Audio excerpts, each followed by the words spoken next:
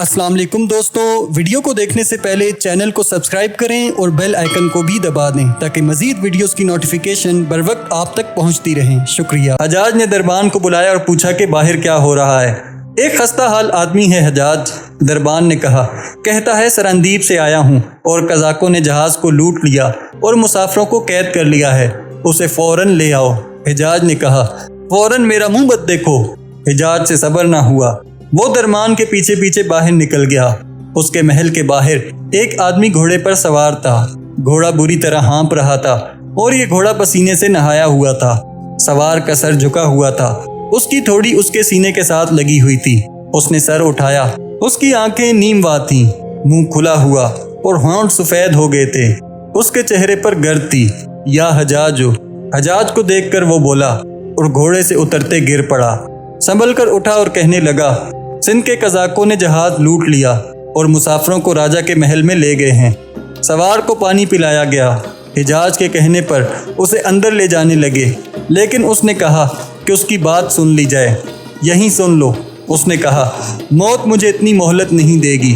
मैं अरब की एक बेटी की पुकार लाया हूँ, ये सुन लें। मैं जिंदा नहीं रह सकूंगा। ये वाक़या यूं हुआ था कि सरांदीप में अरब के मुसलमानों की तादाद बढ़ती जा रही थी। सरांदीप का हुक्मरान इन मुसलमानों के इखलाको किरदार से बहुत मुतासिर था। उसने महसूस किया कि मुसलमानों के खलीफा के साथ दोस्ती कर लेनी चाहिए।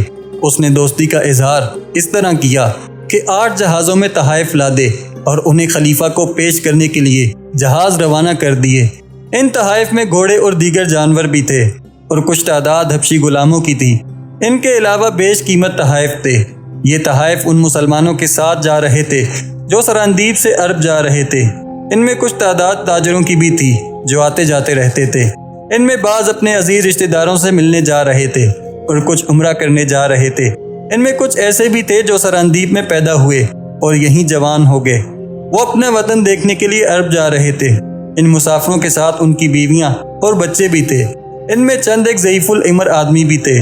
सरांदीप और मलाबार से अरबों के जो जहाज़ अरब को जाते, इनके मुलाहों को कहा गया था कि वो सिंध के साहिल से बहुत दूर रहा करें। ये सिंध के कज़ाकों से बचने की एक तरकीब थी। मगर ये 8 जहाज़ जब सिंध के साहिल से अभी पीछे ही थे कि मौसम बिगड़ गया और हवा का रुख बदल गया और हवा की कैफियत तूफ़ानी हो गई। उस ज़माने में जहाज़ हवा के रहमो करम पर चला करते थे। ये जहाज़ छोटे भी थे। उन्हें रास्ते पर रखने की बहुत कोशिश की गई, लेकिन हवा इतनी तेज़ और शदीद थी कि जहाज़ मुखालिफ रास्ते पर चल पड़ा और हटते हटते सिंध के साहिल के करीब चले गए। अचानक एक और तूफ़ान आ गया। ये इंसानों का तूफ़ान था जो बहुत सी कश्तियों पर आया था। ये सिंधी कज़ाकों का एक गिरोह था। इनकी तादाद बेशुमार थी। उन्होंने 8 जहाज़ों को घेरे में लेकर इन पर तीरों का मी बरसा दिया, फिर रस्से फेंक कर जहाज़ों पर चढ़ गए। मुसाफिर फौजी नहीं थे कि वो मुकाबला करते। इनमें से जिन्होंने तलवारों से मुकाबला करने की कोशिश की, उन्हें कत्ल कर दिया गया। जहाज़ों में बड़ा ही कीमती सामान था। कज़ाकों ने यह सारा माल तो लूटना ही था।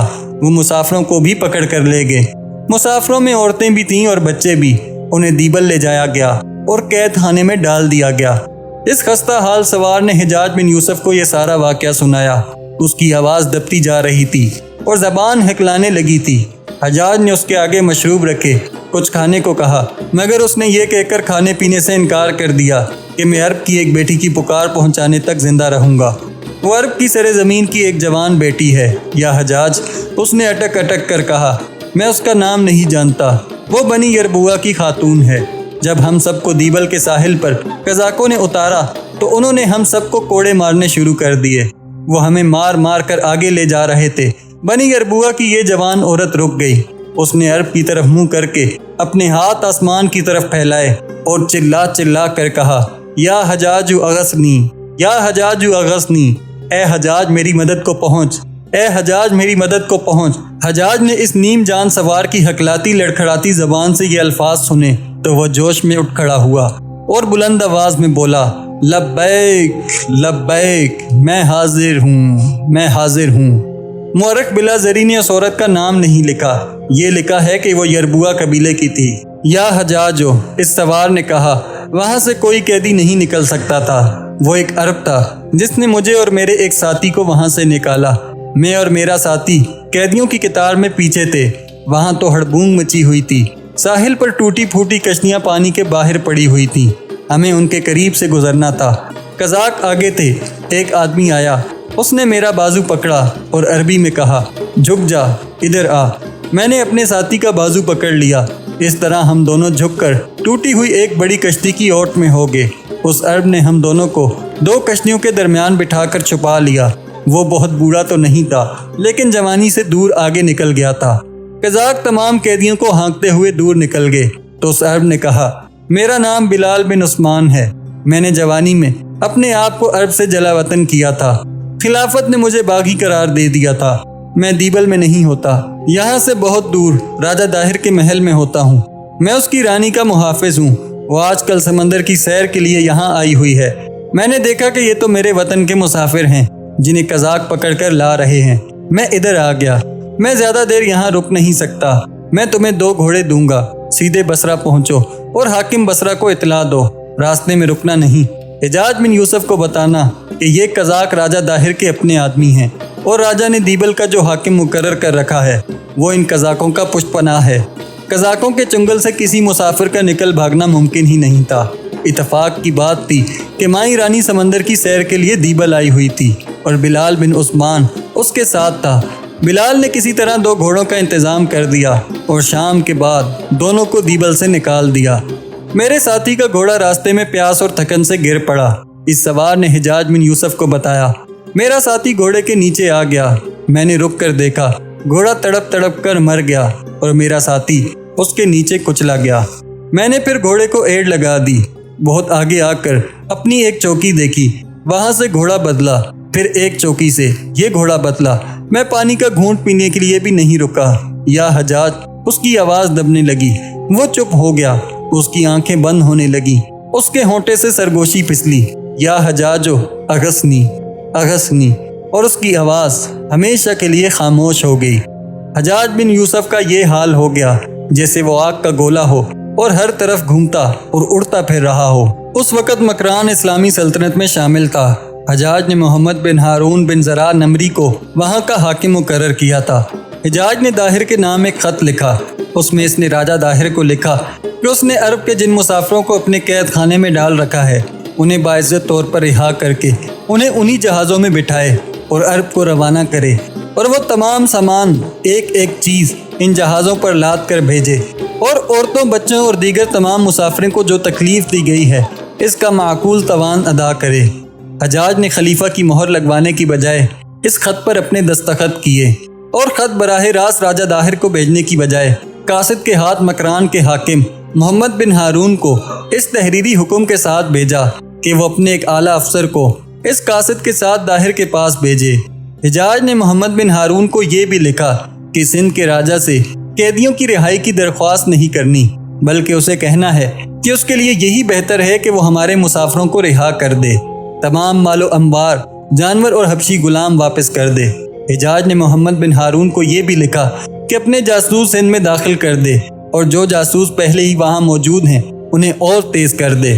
حجاج بن یوسف راجہ داہر پر بجلی بن کر گرنے کے لیے بہانہ ڈھونڈ رہا تھا۔ آخر اسے ایسا جواز مل گیا کہ وہ انتقام کا شعلہ بن گیا۔ اس کا چین اور سکون اور اس کی نیند اڑ گئی۔ راجہ داہر کے جواب کا انتظار کیے بغیر اس نے سندھ پر حملے کا منصوبہ بنانا شروع کر دیا۔ راجہ داہر کا جواب آ گیا۔ قاصد نے حجاج بن یوسف کو بتایا کہ وہ مکران کے حاکم محمد بن ہارون کے ایک اعلیٰ افسر کے ساتھ سندھ کی راج دہانی برہمن آباد گیا۔ راجہ داہر وہاں تھا۔ اسے حجاج کا تحریری پیغام دیا گیا جو عربی جاننے والے ایک آدمی نے پڑھ کر داہر کو اس کی زبان میں سنایا۔ داہر کا رد عمل کچھ بھی نہ تھا، جیسے وہ اپنی رعایا میں سے کسی نادار آدمی کی عرض سن رہا ہو۔ محمد بن ہارون کے ایلچی کو داہر نے اس کے رتبے کے مطابق عزت بھی نہ دی۔ اس کے رویے میں بے رخی تھی۔ اس نے مختصر سا جواب دیا کہ جہازوں کو بحری قزاقوں نے لوٹا ہے اور سندھ کا حکم اور قانون ان پر نہیں چلتا۔ مشہور معروف مورخ محمد قاسم فرشتہ نے یہ واقعہ تفصیل سے لکھا ہے۔ حجاج کے خط کا جواب جو داہر نے دیا تھا وہ بھی فرشتہ نے لکھا ہے۔ فرشتہ لکھتا ہے کہ حجاج کا خط محمد بن ہارون کا خاص ایلچی لے کر داہر کے پاس گیا اور داہر نے یہ جواب دیا کہ جس قوم نے جہازوں کو لوٹا اور مسافروں کو قید میں رکھ لیا ہے وہ شوکت اور قوت رکھنے والی قوم ہے، اور سوچا بھی نہیں جا سکتا کہ تم اس قوم سے اپنا مال اور قیدی واپس لے لو گے۔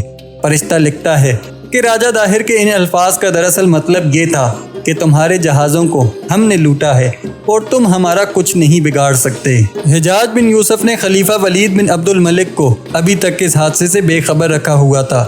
جب داہر کا جواب آ گیا تو حجاج نے خلیفہ کے نام بڑا لمبا پیغام لکھا اور داہر کا جواب بھی اس میں شامل کیا۔ اس نے خط میں پورا واقعہ لکھا تھا۔ آخر میں اس نے لکھا کہ اسے سندھ پر حملے کی اجازت دی جائے۔ ایوان خلافت سے جواب آیا کہ حملہ نہ کیا جائے۔ خلیفہ ولید نے کوئی وجہ نہ لکھی کہ حملہ کیوں نہ کیا جائے۔ حجاج اس جواب سے جل اٹھا۔ اس نے خلیفہ کو ایک اور خط لکھا جس میں اس نے خلیفہ کی غیرت اور اس کے وقار کو بیدار کرنے کی کوشش کی۔ اس نے یہ بھی لکھا کہ ان جہازوں میں جو عورتیں آ رہی تھیں ان میں بیشتر عمرہ کرنے غالباً حج کے لیے آ رہی تھیں اور اب وہ ایک ہندو راجہ کی قید میں ہیں۔ امیر المومنین، حجاج نے آخر میں لکھا، معلوم ہوتا ہے آپ یہ سوچ کر حملے کی اجازت نہیں دے رہے کہ اتنی دور محاذ کھولنے پر بہت خرچ اٹھے گا۔ میں امیر المومنین سے وعدہ کرتا ہوں کہ اس حملے اور اس کے بعد کی جنگ پر جو خرچ آئے گا میں اگر زیادہ نہیں تو اس سے دگنی رقم خزانے میں جمع کراؤں گا۔ خلیفہ نے حملے کی اجازت دے دی۔ حجاج نے اسی وقت فوج کے ان دستوں کو جنہیں اس نے پہلے ہی سندھ کی طرف کوچ کرنے کے لیے تیاری کا حکم دے رکھا تھا، کوچ کا حکم دے دیا۔ اس فوج کا سالار عبداللہ بن نہان تھا۔ کوچ بہت ہی تیز تھا۔ دیکھتے ہی دیکھتے عبداللہ بن نہان دیبل پہنچ گیا۔ حجاج سے ایک بھول ہو گئی تھی۔ اسے جاسوسوں نے راجہ داہر کی جنگی طاقت کی صحیح رپورٹیں دی تھیں، مگر اس نے داہر کی فوج کی لڑنے کی اہلیت کا صحیح اندازہ نہ کیا۔ وہ خوش فہمی میں مبتلا رہا۔ دوسری چوٹ یہ پڑی کہ عبداللہ بن نہان پہلے ہی روز شہید ہو گیا۔ مورخ لکھتے ہیں کہ عبداللہ نے شجاعت اور قیادت میں کوئی کسر نہ رہنے دی، لیکن وہ شہید ہو گیا اور فوج میں کھلبلی بپا ہو گئی۔ اس سے داہر کی فوج نے یہ فائدہ اٹھایا کہ قلعے سے باہر آ کر بڑا شدید جوابی حملہ کیا۔ مسلمان اس حملے کی تاب نہ لا سکے اور پسپا ہو گئے۔ حجاج نے یہ صدمہ سہ لیا اور ایک اور سالار بدیل بن طہفہ کو سندھ پر حملے کے لیے بھیجا۔ حجاج بن یوسف نے اس شکست کا صدمہ سہ تو لیا، لیکن اس نے نیند، چین اور سکون اپنے اوپر حرام کر لیا۔ وہ طمعاً قصیلہ آدمی تھا، جابر بھی تھا۔ اس کی فطرت میں قہر بھرا ہوا تھا۔ ظلم و تشدد پر اتر آتا تو لگتا تھا جیسے یہ شخص رحم کے نام سے بھی واقف نہیں۔ مسلمان قبائل کے وہ سردار جو خلافت سے باغی ہو کر مکران بھاگ آئے اور یہاں آباد ہو گئے تھے، کسی نہ کسی شرط پر واپس اپنے وطن جا سکتے تھے، لیکن یہ حجاج بن یوسف کا خوف تھا جو انہیں واپس نہیں جانے دے رہا تھا۔ یہ سردار اموی خلافت کے ہی باغی تھے۔ وہ جانتے تھے کہ خلیفہ شاید بخش دے، لیکن حجاج نہیں بخشے گا۔ وہ حجاج جس سے خلیفہ ولید بن عبد الملک بھی بدکتا تھا، شکست کو کس طرح برداشت کر لیتا۔ اسے جب اطلاع ملی کہ اس کا بھیجا ہوا سالار عبداللہ بن نہان شہید ہو گیا ہے اور فوج بری طرح پسپا ہوئی ہے، تو اس نے ایک اور سالار بدیل بن طہفہ کو بلایا اور اسے سندھ پر حملے کا حکم دیا۔ اور تم نے بھی میدان میں پیٹھ دکھائی تو ان باغی سرداروں کے پاس چلے جانا جو مکران میں زندگی کے باقی دن پورے کر رہے ہیں۔ حجاج نے بدیل بن طہفہ سے کہا، ان پر عرب اور عراق کے دروازے بند ہو چکے ہیں، عبداللہ کی طرح وہیں مر جانا۔ مجھے دیبل کا قلعہ اور داہر کی لاش چاہیے۔ تیرا اقبال بلند ہو ابن یوسف، بدیل بن طہفہ نے کہا۔ عبداللہ نے پیٹھ نہیں دکھائی۔ میں وہاں سے واپس آئے ہوئے سپاہیوں سے پوچھ چکا ہوں کہ سبب کیا ہوا، اپنی شکست کی وجہ کیا تھی۔ سب نے اپنے سالار کی تعریف کی ہے۔ کہتے ہیں وہ دشمن سے مغلوب ہو کر نہیں مرا، وہ دشمن پر غالب آنے کے لیے اس کے قلب میں چلا گیا تھا، مگر داہر ہاتھی پر سوار تھا۔ ابن نہان کی شجاعت اور شہادت پر سندھ کی ریت نہ ڈال۔ ابن یوسف، تو امیر عراق ہے، خدائی طاقت اپنے ہاتھ میں لینے کی کوشش نہ کر۔ خدا کی قسم ابن طہفہ، میں تیری جرت پر خوش ہوں۔ حجاج نے کہا، یہ ندامت ہے جو مجھ سے ایسی باتیں کرا رہی ہے۔ ذرا سوچ، خلیفہ سندھ پر حملے سے خوش نہیں تھا۔ میں نے اسے بہت مشکل سے راضی کیا اور اس سے حکم لیا تھا۔ مجھے شکست نے اتنا شرمندہ نہیں کیا جتنا امیر المومنین کے اس پیغام نے بحال کیا ہے جو شکست کی اطلاع ملنے پر اس نے مجھے بھیجا ہے۔ اس نے کہا ہے، کیا اب بھی نہیں سمجھو گے کہ میں نے تجھے سندھ پر حملے سے کیوں روکا تھا؟ کیا اب ایوان خلافت سے ہمیں حملے کی اجازت مل جائے گی؟ بدیل نے پوچھا۔ مجھے کسی کی اجازت کی ضرورت نہیں۔ حجاج نے کہا، یہ میری شکست ہے، یہ اسلام کی شکست ہے، میں نے اسے فتح میں بدلنا ہے۔ میں امیر المومنین کو سمجھانا چاہتا ہوں کہ سندھ پر حملہ اور قبضہ کیوں ضروری ہے۔ تو بھی سمجھ لے ابن طہفہ، مجھے دو آدمیوں نے شکست دی ہے، راجہ داہر نے اور خلیفہ ابن عبد الملک نے۔ اگر تو نے بھی وہی کیا جو پہلے ہو چکا ہے تو میرے ہاتھ ہمیشہ کے لیے بن جائیں گے۔ اور وہ ہندی ان مسلمانوں کو کمزور اور بے آسرا سمجھنے لگیں گے جو ہندوستان کے ساحلی علاقوں میں اور سراندیب میں آباد ہیں۔ سندھ کے ڈاکو ان کے جہازوں کو لوٹتے اور انہیں قیدی بناتے رہیں گے۔ ایسا نہیں ہوگا ابن یوسف، بدیل بن تحفہ نے کہا۔ اور یہ بھی سوچ ابن تحفہ، حجاج نے کہا، مجھے اپنے وطن اور اپنے مذہب کی ایک بیٹی نے پکارا تھا، وہ داہر کی قید میں ہے۔ اس کی پکار مجھ تک پہنچانے والے نے میرے سامنے جان دے دی تھی۔ اس وقت جب بصرہ میں حجاج بن یوسف سالار بدیل بن تحفہ کو سندھ پر حملے کے لیے تیار کر رہا تھا، راجہ داہر اپنی راج دہانی اروڑ میں اپنے خاص کمرے میں بیٹھا تھا۔ اس نے مکران میں مقیم عرب کے باغی سرداروں کے امیر محمد حارث الافی کو بلایا تھا۔ حجاج کے بھیجے ہوئے سالار عبداللہ بن نبہان کی شکست کے بعد داہر اور الافی کی یہ پہلی ملاقات تھی۔ کیا تم خوش نہیں ہو کہ میں نے تمہارے دشمنوں کو بھگا دیا ہے؟ راجہ داہر نے محمد حارث الافی سے پوچھا۔ نہیں، الافی نے کہا، یہ شکست بنو امیہ کی نہیں، یہ اسلام کی شکست ہے، یہ سلطنت اسلامیہ کی شکست ہے۔ پھر تو ہماری فتح پر خوش بھی نہیں ہو؟ راجہ داہر نے کہا۔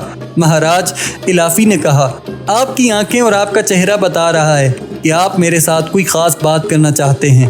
کیا یہ بہتر نہیں کہ آپ نے مجھے جس بات کے لیے بلایا ہے وہ بات کریں؟ ہاں الافی، راجہ داہر نے کہا، میں نے تمہیں اس لیے بلایا ہے کہ مجھے مشورہ دو کہ عرب پھر حملہ کریں گے؟ اگر ان میں غیرت ہوئی تو ضرور حملہ کریں گے۔ الافی نے کہا، خلیفہ شاید منہ موڑ جائے۔ عراق کا امیر حجاج بن یوسف ہٹ کا پکا ہے، وہ شکست کو ہضم نہیں کرے گا۔ اس نے معلوم کر لیا ہوگا کہ آپ کی فوج کس طرح لڑتی ہے، وہ دوسری بار شکست نہیں کھائے گا۔ کیا تم میری مدد کو نہیں آؤ گے؟ راجہ داہر نے پوچھا۔ تمہارا وطن اب یہ ہے، عرب نہیں مہاراج، الافی نے کہا۔ ہم جہاں کہیں بھی رہیں ہمارا وطن عرب ہے، ہم اپنے ہم وطنوں کے خلاف نہیں لڑیں گے۔ اگر عرب کی فوج نے پھر حملہ کیا تو مجھے تمہاری مدد کی ضرورت ہوگی۔ راجہ داہر نے کہا، اس مدد کی جو قیمت مانگو گے تمہیں دوں گا۔ کہو گے تو تم جہاں رہتے ہو اس علاقے کو تمہاری آزاد ریاست بنا دوں گا، وہاں تمہارا راج ہوگا۔ ہم آپ کی یہ مدد کریں گے کہ آپ کے خلاف نہیں لڑیں گے۔ الافی نے کہا، ہم غیر جانبدار رہیں گے۔ سوچ لو الافی، داہر نے کہا، میں نے تمہیں آباد کیا، میں تمہیں برباد بھی کر سکتا ہوں، تمہیں اپنے ملک سے نکال سکتا ہوں، میں تم سب کو قید میں ڈال سکتا ہوں۔ مہاراج، الافی نے کہا، ہمارے متعلق جو بھی فیصلہ کریں سوچ سمجھ کر کریں اور اپنے وزیر بدہیمن سے مشورہ کر لیں۔ میں ایک بار پھر آپ سے کہتا ہوں کہ ہم آپ کی یہ مدد کریں گے کہ عرب کی فوج نے حملہ کیا تو ہم غیر جانبدار رہیں گے۔ یہ مت بھولیں کہ آپ نے جن عربوں کو لوٹا اور انہیں قید میں رکھا ہوا ہے ان کے ساتھ ہمارا بھی کچھ رشتہ ہے، ان میں عورتیں اور بچے بھی ہیں۔ آپ ہمیں ملک سے نکالنے کی دھمکی دے رہے ہیں، اس کے جواب میں ہم اپنے قیدیوں کو رہا کرانے کا ارادہ کر سکتے ہیں۔ آپ نے تو دھمکی دی ہے، ہم کچھ کر کے دکھا دیں گے۔ میں تم لوگوں کو کس طرح یقین دلاؤں کہ میں کچھ نہیں جانتا یہ قیدی کہاں ہیں؟ راجہ داہر نے کہا، نہ میں نے حکم دیا ہے کہ ان جہازوں کو لوٹ لیا جائے، جہازوں کو لوٹنے والے بڑے طاقتور قبیلے کے لوگ ہیں۔ تم نے مجھ پر وہی الزام عائد کر دیا ہے، اس کا مطلب یہ ہے کہ مجھے تم پر بھروسہ اور اعتماد نہیں کرنا چاہیے۔ مہاراج، الافی اٹھ کھڑا ہوا اور بولا، ہم نے آپ کے ایک دشمن کو ایسا بھگایا تھا کہ آپ پر حملہ کرنے کی سوچتا ہوگا تو ڈر جاتا ہوگا۔ ہندوستان سے آپ کا کوئی اور دشمن اٹھے گا تو ہم اسے ہمیشہ کے لیے ختم کر دیں گے، لیکن عرب کے حملہ آوروں کے خلاف نہیں لڑیں گے۔ ہمارا اختلاف خلافت سے ہے، ہم اپنے حکمرانوں کے خلاف ہیں، اپنے مذہب، اپنی قوم اور اپنی سلطنت کے خلاف نہیں۔ فرق کیا ہوا؟ راجہ داہر نے کہا، راجہ اور راج میں کوئی فرق نہیں ہوتا۔ جو کوئی میری ذات سے باغی ہوگا اسے میں اپنے راج کا، اپنی قوم کا اور اپنے ملک کا باغی اور غدار سمجھوں گا۔ اسلامی سلطنت میں کوئی راجہ نہیں ہوتا، الافی نے کہا، راج اللہ کا ہوتا ہے، خلیفہ بادشاہ نہیں ہوتا، قوم رعایا نہیں ہوتی۔ کوئی شخص خلیفہ کے خلاف ہو جائے تو خلیفہ اسے خلافت یا سلطنت کا باغی نہیں کرے گا۔ لیکن مہاراج، ان باتوں کو چھوڑیں، میں آپ کو صرف یہ بتانا چاہتا ہوں کہ ہم عربوں کے خلاف نہیں لڑیں گے۔ محمد حارث الافی راجہ داہر کی کوئی مزید بات سنے بغیر وہاں سے نکل آیا۔ اس کا گھوڑا باہر کھڑا تھا، وہ گھوڑے پر سوار ہوا اور وہاں سے چل پڑا۔ وہ محل سے کچھ دور گیا تو ایک آدمی اس کے راستے میں آ گیا۔ اس آدمی نے السلام علیکم کہا تو الافی نے گھوڑا روک لیا۔ کون ہو تم؟ الافی نے اس سے اس کی خطے کی زبان میں پوچھا۔ تمہارا ہم وطن ہوں، اس شخص نے عربی زبان میں جواب دیا۔ میرا نام بلال بن عثمان ہے۔ خدا کی قسم، تیری آنکھ کی چمک مجھے اپنے وطن کی ریت کے چمکتے ہوئے زرے نظر آ رہے ہیں، الافی نے کہا۔ لیکن تو یہاں کیا کر رہا ہے؟ میں محل کے محافظ دستے کا آدمی ہوں، بلال نے کہا، اور میں بنو اسامہ میں سے ہوں۔ کیا تو میرے باپ کو نہیں جانتا؟ عثمان ابن ہشام کو سب جانتے ہیں۔ آہ میرے عزیز، الافی نے کہا، تو اس وقت چھوٹا ہوگا جب ہم نے تمہارا وطن چھوڑا تھا۔ تیرا باپ چٹانوں کے جگر چاک کر دیا کرتا تھا۔ اپنے اللہ سے ڈرنے والے اس شخص سے سب ڈرتے تھے۔ وہ سردار نہیں تھا، خدا کی قسم اس کے آگے سرداروں کے سر جھک جایا کرتے تھے۔